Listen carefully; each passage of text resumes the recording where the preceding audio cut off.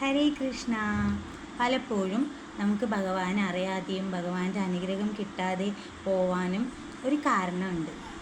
എന്തെന്ന് വെച്ചാൽ നമുക്കും ഭഗവാനും ഇടയിലൊരു ഭിത്തിയുണ്ട്. ആ ഭിത്തിയുടെ പേരാണ് അഹന്ത. അഹന്ത എന്ന് പറഞ്ഞാൽ ഞാനെന്നുള്ള ഭാവം. എല്ലാത്തിൻ്റെ മുകളിൽ ഞാനാണ് എല്ലാം ചെയ്യുന്നത്, ഞാനാണ് വലിയ കാര്യം. അങ്ങനെ ഞാനെന്നുള്ള ഭാവം എത്രത്തോളം നമുക്കുണ്ടോ അത്രത്തോളം ഭഗവാനിൽ നിന്ന് നമ്മൾ അകന്നു പോവുക ചെയ്യുക.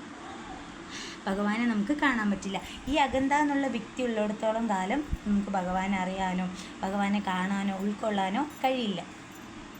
അതിന് ഏറ്റവും ഉത്തമ ഉദാഹരണമാണ് മഹാഭാരതത്തിലെ പാഞ്ചാലി വസ്ത്രാക്ഷേപം.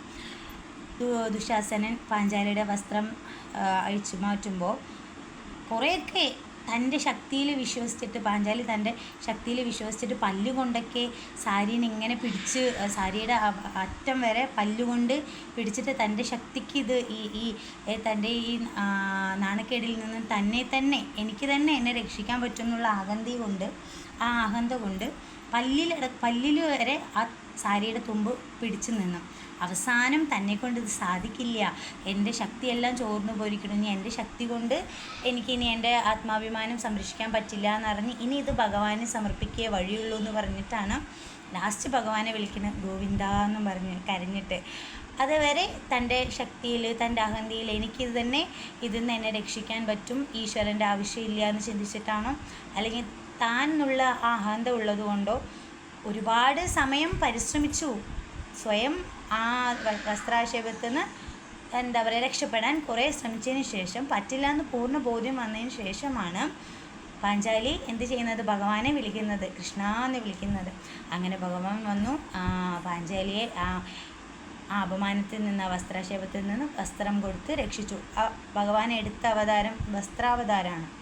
വസ്ത്രാവതാരത്തിൽ വന്ന് ഭഗവാൻ പാഞ്ചാലിയെ ആലിംഗനം ചെയ്ത് പാഞ്ചാലിയുടെ ആത്മാഭിമാനം രക്ഷിക്കുകയാണ്. 5 ഭർത്തകന്മാരുണ്ടായിട്ടും ഭഗവാനെ പാഞ്ചാലിനെ രക്ഷിക്കാണ്ടായിരുന്നത്.